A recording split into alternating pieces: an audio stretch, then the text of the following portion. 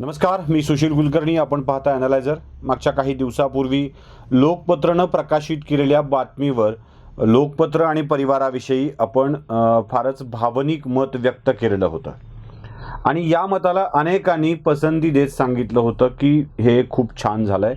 बऱ्यापैकी आपण समजावून सांगण्यामध्ये यशस्वी ठरलो होतो. अर्थात ते नुसतं सांगण्यात यशस्वी ठरलो, समजण्यामध्ये झालं आहे की नाही मला माहीत नाही. पण मला जेव्हा या विषयावर बोलायला लागतं, म्हणजे याआधी देखील एकदा आपण शिक्षकांच्या विषयी जेव्हा अशा स्वरूपाची बातमी आली तेव्हा विधान केलं होतं. बऱ्याच बातम्या आपण टाळलेल्या आहेत बोलणं. केवळ 2 विषयावरती आपण व्यक्त झालेलो आहोत.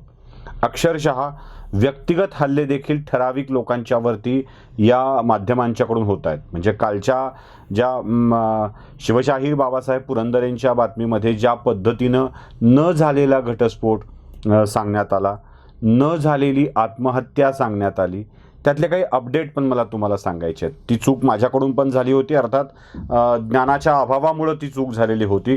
बाबासाहेब पुरंदरेंच्या मुलीचा घटस्फोट झालेला नाही, तो होऊही शकत नाही, कारण त्यांचा विवाहच झालेला नाही. त्यामुळं विवाहच झाला नाही तर घटस्फोट कुठून? बाबासाहेब पुरंदरेंच्या कन्या अविवाहित होत्या हे लक्षात घ्या.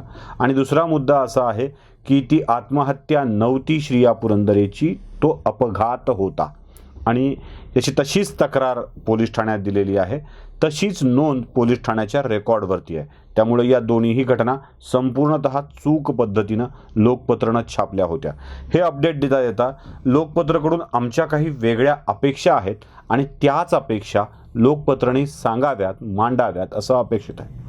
लोकपत्र, त्याचे संपादक, त्याचे कार्यकारी संपादक स्वतःला निष्पक्ष, निर्भीड असं वगैरे समजतात. आनंद आहे. अशी निष्पक्षता, अशी निर्भीडता असावी. त्यासोबत भाषिक संस्कार देखील होणं आवश्यक आहे, करणं आवश्यक आहे. कारण अत्यंत घाणेरड्या भाषेत आपण जे लिहितात ते सर्वथा चुकीचं आहे. हेतुपूर्वक लिहितात तेही चुकीचं आहे. असो, तुम्ही निष्पक्ष असालच तर काही गोष्टींच्या बातम्या आपल्या दैनिकात येणं आवश्यक आहे. खूप वर्षांनी पाठपुरावा होणं आवश्यक आहे. म्हणजे जसं बाबासाहेबांच्या मुलीच्या न झालेल्या घटस्फोटाचा पाठपुरावा आपण तिच्या वयाच्या 65 नंतर केलेला आहे. जसं काही महिन्यापूर्वी झालेल्या आत्महत्येचा पाठपुरावा आपण इथं केलेला आहे, तशा मी काही घटना आपल्याला सांगणार आहे ज्याच्याविषयी पाठपुरावा एक वाचक म्हणून लोकपत्रमधून येणं अपेक्षित आहे. आणि अशी अपेक्षा वाचकांनी ठेवणं गैर नाही आहे. त्यामुळे माननीय बाबूराव उर्फ अंकुशराव कदम यांना विनंती आहे की त्यांनी आपल्या कार्यकारी संपादकांना सांगून या देखील बातम्या आपल्या दैनिकात छापून आणाव्यात. बातम्या कोणकोणत्या आहेत? चला, पहिल्यांदा घटस्फोटाचा विषय आहे म्हणून सांगतो. इथल्याच एका परिसरात, शैक्षणिक संकुलाच्या परिसरामध्ये एक घटस्फोट झाला होता काही महिन्यांपूर्वी. वर्षभराचा कालावधी झाला आहे की नाही माहीत नाही मला, पण काही महिन्यांपूर्वी एक घटस्फोट झाला होता. त्या घटस्फोटाचं कारण नगरमधली एक स्फोटक घटना आहे असं सांगण्यात येतं. आता ही नगरमधली स्फोटक घटना काय आहे आणि इथला घटस्फोट काय आहे याबाबतचा खुलासा लोकपत्रमधून छापून येणं आवश्यक आहे. आणि तो छापून आला म्हणजे सगळ्यांचीच घटस्फोट आपण सांगता असं होईल. कदाचित आणखी कोणी खुलासा करण्याच्या ऐवजी आपण तो केला तर अधिक बरं होईल. शक्य आहे का बाबूरावांना, अंकुशराव कदमांना या सगळ्या प्रकरणाचा जावाई शोध लावून नेमकं घडलंय काय आणि हा घटस्फोट का झाला, नगरमध्ये घडलेली घटना काय, कारण का ठरली आणि कोणती ती घटना होती याबाबत देखील स्पष्टीकरण करणं आवश्यक आहे. चला, मृत्यूविषयीच, अपघाती मृत्यूविषयीच बोलायचं असेल, आत्महत्येविषयीच बोलायचं असेल तर आणखी एक आत्महत्या MGMच्या परिसरामध्ये घडलेली होती आणि ती म्हणजे आणखी एक मृत्यू घडलेला होता. आत्महत्या नाही, माफ करा मला, मी चुकीचा शब्द वापरतोय. आणखी एक मृत्यू घडलेला होता MGMच्या परिसरामध्ये. MGMचा कॅम्पस फारच सुंदर, सुरक्षित समजला जातो. त्यातल्या त्यात विद्यार्थ्यांची वसतिगृह सुरक्षित असतात असं म्हटलं जातं. त्यातल्या त्यात विद्यार्थिनींची वसतिगृह अत्यंत सुरक्षित असतात असं म्हटलं जातं. पण विद्यार्थिनींच्या वसतिगृहात आकांक्षा देशमुखचा झालेला मृत्यू याबाबत देखील एक चकार शब्द लोकपत्रमध्ये छापून आला नाही, याबाबत जरा आश्चर्य वाटतं. आकांक्षा देशमुखच्या मृत्यूनंतर तिच्या शवविच्छेदनाच्या वेळी संस्थेचे प्रमुख चक्क शवविच्छेदन गृहाबाहेर कित्येक तास थांबून होते म्हणे. इतकी काळजी ते त्या मृत्यूची घेत होते. इतकी काळजी तर ते मृत्यूची घेत असतील तर तो मृत्यू झालाच कसा, तेवढी काळजी कशी घेतली गेली नाही, याबाबतच्या बातम्या देखील लोकपत्रमधून छापून येणं आवश्यक आहे, कारण त्या MGMच्या परिसरात घडलेल्या आहेत. मगच तुम्ही तटस्थ, त्रयस्थ, निष्पक्ष वगैरे वगैरे असं काही म्हणता येऊ शकेल. काही वर्षांपूर्वी MGMच्या कॅम्पसमध्ये असलेला एक पेट्रोल पंप अचानक बंद करण्यात आला आणि कंपाऊंड वॉल बांधून त्या पंपाला बंद करण्यात आलं. पुढे ती सगळी जागा देखील रिकामी करण्यात आली. असं का घडलं याबाबत देखील जरा कळालं तर बरं होईल. याबाबत देखील लोकपत्रमधून काही छापून येणं आवश्यक आहे.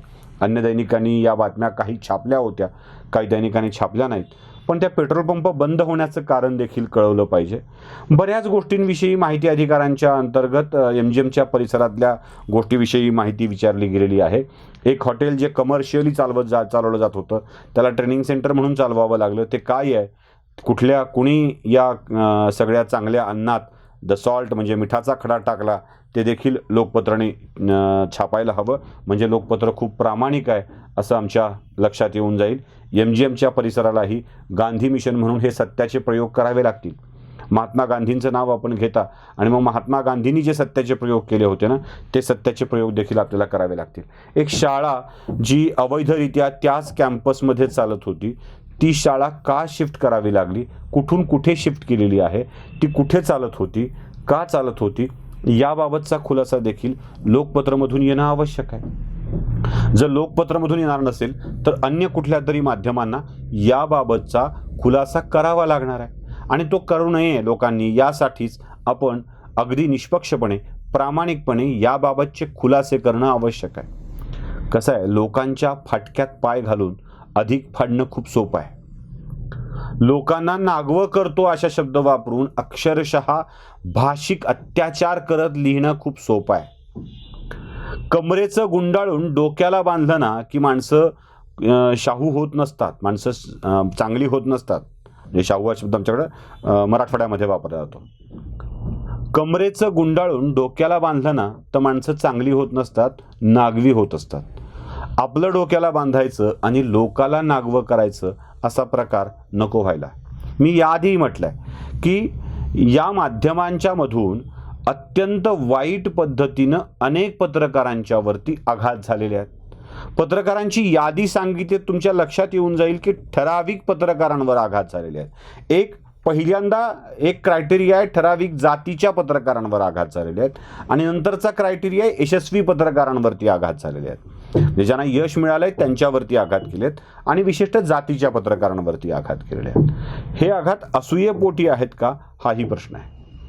म्हणूनच तुमची निष्पक्ष आणि प्रामाणिक पत्रकारिता दाखवायची असेल तर नगरच्या घटनेमुळं औरंगाबादला झालेला घटस्फोट, आकांक्षा देशमुखचं मृत्यू प्रकरण, पेट्रोल पंप का बंद झाला, शाळा ट्रान्सफर का करावी लागली, कमर्शियली चालवायची अपेक्षा असलेल्या हॉटेलला ट्रेनिंग सेंटरमध्ये कन्वर्ट का करावं लागलं, ही आणि अशी अनेक प्रश्न आहेत. प्रश्नांची मालिका लावायची ठरवली तर अनेक प्रश्न आम्ही इथून विचारू शकतो. जशी अन्य माध्यमं बातम्या देतात तशीही या विषयातल्या बातम्या आपल्या माध्यमातून येणं अपेक्षित आहे. एवढीच अंकुशराव कदमांना आम्हाला विनंती करायची आहे. आपलं ठेवायचं झाकून आणि लोकाचं बघायचं वाकून ही पद्धत थोडीशी बंद करावी आणि करावं एवढंच अपेक्षित आहे. या प्रकरणातल्या अनेक विषयांना समोर आणता येऊ शकेल, अनेक विषयांना समोर आणता येऊ शकेल, पुराव्यासह आणता येऊ शकेल. एखादी संस्था तिचं नुकसान होऊ नये यासाठी काही गोष्टीकडे सोयीस्करपणे डोळेझाक करण्याची पद्धत माध्यमांनी अवलंबलेली असल्यामुळं लोक गप्प आहेत. याचा अर्थ लोक शंड आहेत असा होत नाही. म्हणून त्यांना सतत डिवचायचं, काहीतरी बोलायचं, हा प्रकार करू नये एवढीच साधी सरळ अपेक्षा आहे. व्हिडिओ आवडला असेल तर लाईक, शेअर आणि सबस्क्राईब नक्की करा. धन्यवाद.